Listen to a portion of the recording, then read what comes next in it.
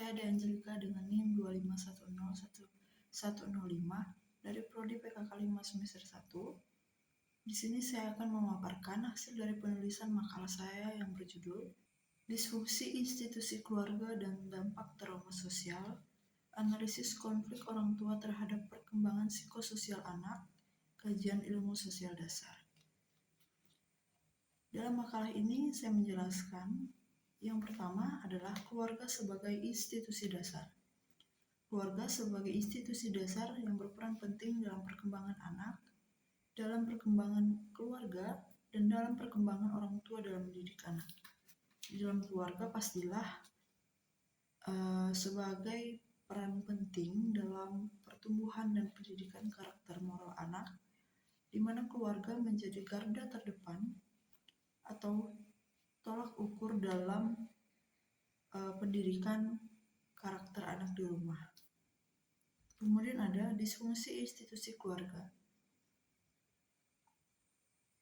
Di dalam sebuah keluarga menghadapi tantangan besar, yang dimana tantangan ini disebabkan oleh adanya disfungsi institusi atau disfungsi nama, peran, dan sebagai pelaku keluarga di hubungan keluarga.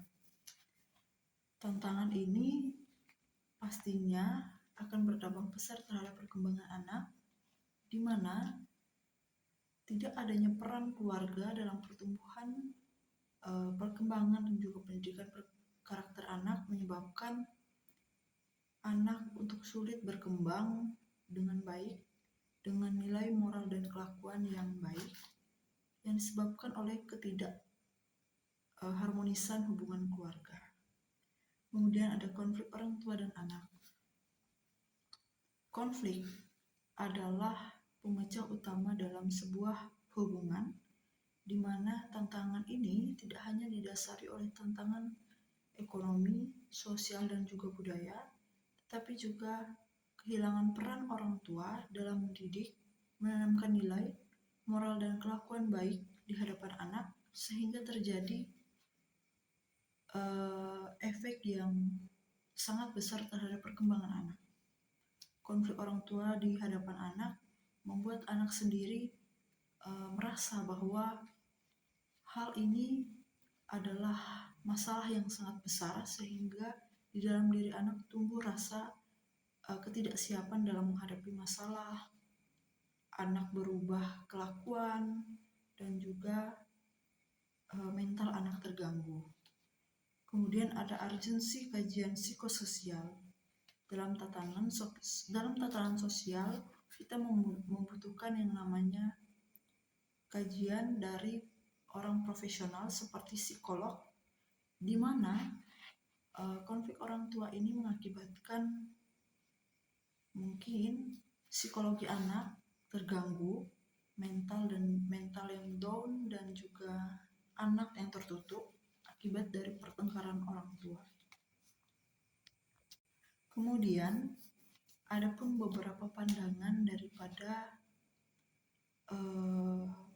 para peneliti, antaranya adalah teori struktural fungsional Talcott Parsons. Di dalam keluarga modern, Parsons mengatakan bahwa keluarga modern itu sebagai atau berfungsi sebagai sosialisasi anak, di mana di dalam keluarga anak tumbuh, anak lahir dan berkembang, itu akarnya adalah dari keluarga. Anak tumbuh dan besar dengan tatanan nilai yang baik, norma dan kelakuan yang baik, pasti akan menghasilkan sebuah hubungan yang harmonis.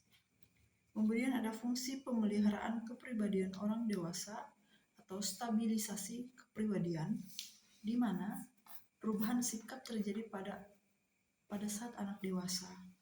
Seperti yang saya katakan, jika orang tua bisa untuk menanamkan nilai moral dan kelakuan yang baik, maka akan menghasilkan anak yang memiliki jiwa dan juga kelakuan yang baik dalam keluarga maupun sosial bermasyarakatnya. Kemudian ada disorganisasi sosial.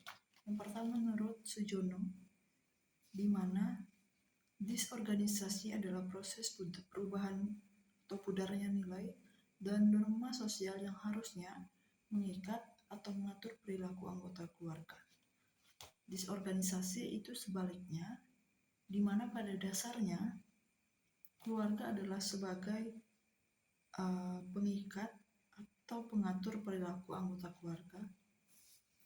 Namun, dalam pengertian disorganisasi itu adalah proses pudarnya nilai dan norma yang harusnya itu adalah sebagai pengikat atau pengatur anggota keluarga dalam bertingkah laku.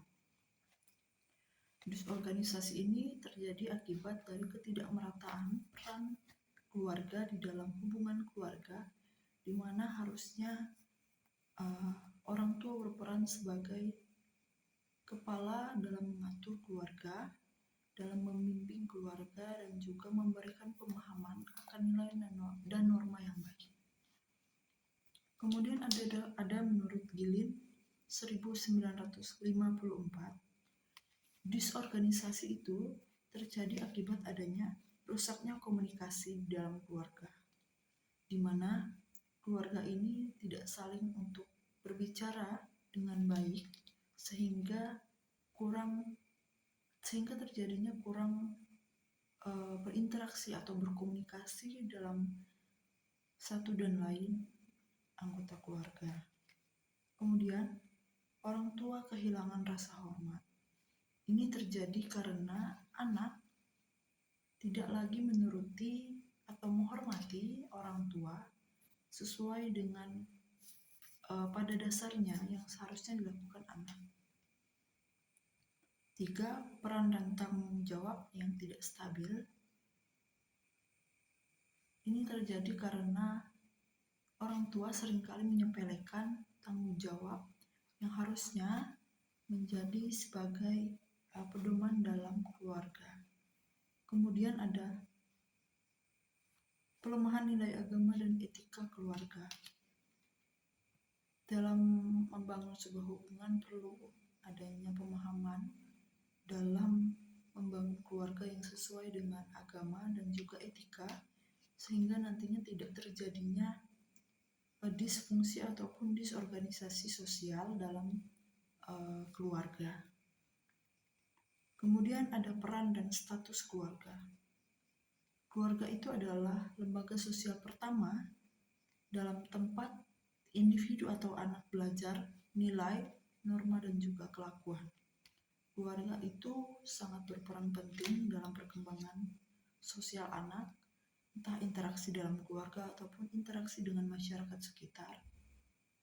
Sehingga orang tua itu berperan sebagai kepala yang utama dalam pendidikan karakter anak. Kemudian ada disorganisasi sosial. Yang pertama menurut Sujono, di mana disorganisasi adalah proses perubahan atau pudarnya nilai dan norma sosial yang harusnya mengikat atau mengatur perilaku anggota keluarga.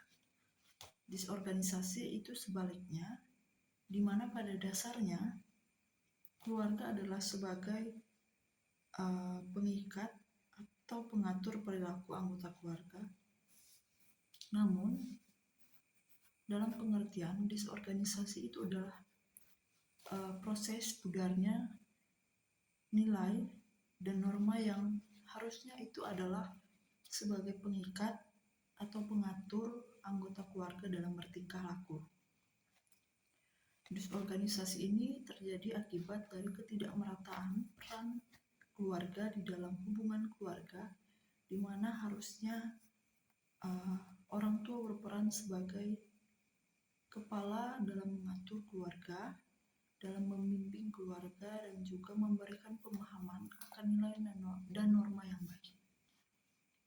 Kemudian ada menurut Gilin 1954, disorganisasi itu terjadi akibat adanya rusaknya komunikasi dalam keluarga, di mana keluarga ini tidak saling untuk berbicara dengan baik sehingga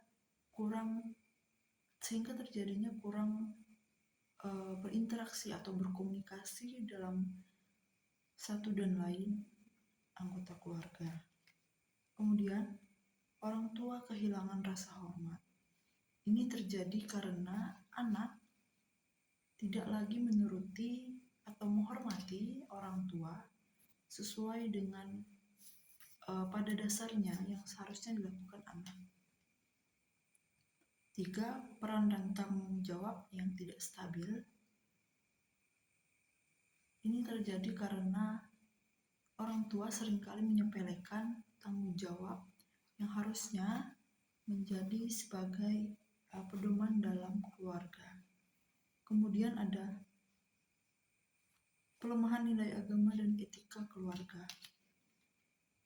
Dalam membangun sebuah hubungan perlu adanya pemahaman dalam membangun keluarga yang sesuai dengan agama dan juga etika, sehingga nantinya tidak terjadinya disfungsi ataupun disorganisasi sosial dalam keluarga. Kemudian ada peran dan status keluarga. Keluarga itu adalah lembaga sosial pertama dalam tempat individu atau anak belajar nilai, norma, dan juga kelakuan. Keluarga itu sangat berperan penting dalam perkembangan sosial anak, entah interaksi dalam keluarga ataupun interaksi dengan masyarakat sekitar.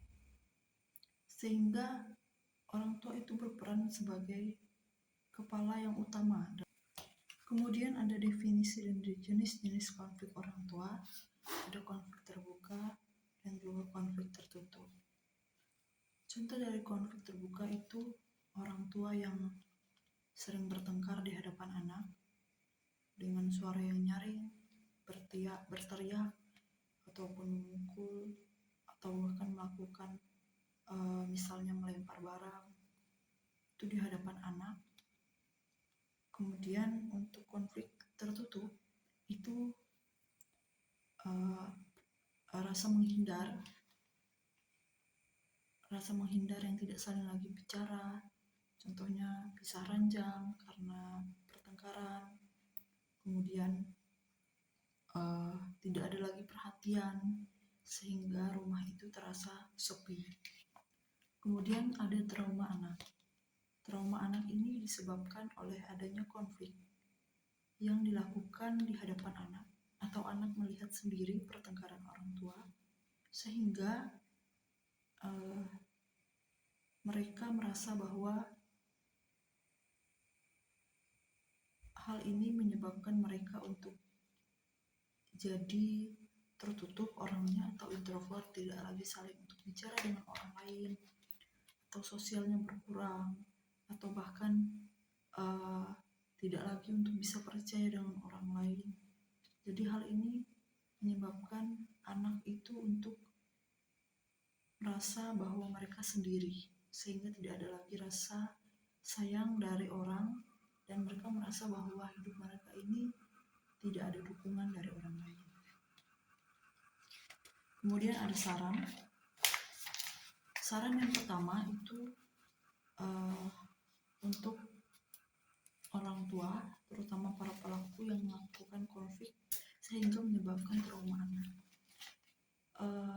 Perlunya pemahaman akan nilai agama, karena jika menikah dan tidak mempunyai kesiapan sehingga tidak mengerti atau tidak memahami peran mereka nantinya sebagai orang tua, itu pasti akan berdampak pada perkembangan psikologi anak. Sehingga bahwa menurut saya